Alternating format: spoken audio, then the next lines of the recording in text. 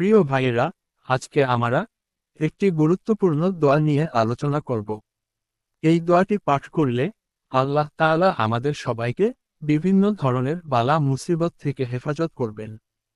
দোয়াটি কিভাবে পাঠ করব তার সঠিক নিয়ম জেনে নেই। আসুন দেরি না করে ভিডিওটি আরম্ভ করি। প্রিয় ভাইয়েরা, আল্লাহ তাআলা সূরা আল আম্বিয়ার ৮৭ নম্বর আয়াতে বলেছেন, لا إله إلا أنت سبحانك إني كنت من الظالمين. বাংলা উচ্চারণ, لا إله إلا أنت سبحانك إني كنت من الظالمين. এর অর্থ হল, আপনি ব্যতীত আর কোনো উপাস্য নেই। আমি আপনার পবিত্রতা ঘোষণা করছি। অবশ্যই আমি পাপী। এই আয়াতের ফজিলত হল, এই আয়াতে আল্লাহ তাআলা সূরা আল আম্বিয়ার ৮৮ নম্বর আয়াতে ইরশাদ করেছেন, আমি নবী ইউনূসের প্রার্থনা মঞ্জুর করেছি।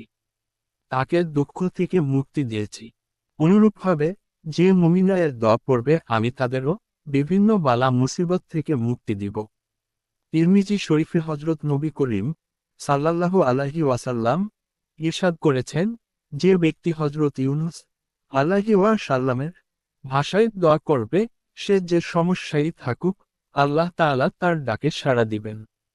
হজরত রাসূলুল্লাহ সাল্লাল্লাহু আলাইহি ওয়াসাল্লাম আরও ইরশাদ করেছেন, আমার ভাই ইউনূসের দোয়াটি খুব সুন্দর। এর প্রথম অংশে আছে কালিমায়ে তাইয়্যিবা, মাঝের অংশে আছে তাসবিহ, আর শেষের অংশে আছে অপরাধের স্বীকারোক্তি। যে কোনো চিন্তিত, দুঃখিত, বিপদগ্রস্ত ব্যক্তি প্রতিদিন এ দোয়া ৩ বার পাঠ করবে, আল্লাহ তাআলা তার ডাকে সাড়া দিবেন।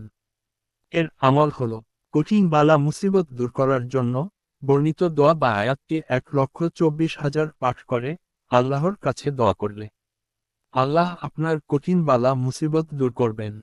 হে আল্লাহ, আমাদের সবাইকে এই দোয়াটির উপরে আমল করার তৌফিক দান করুন। আমিন।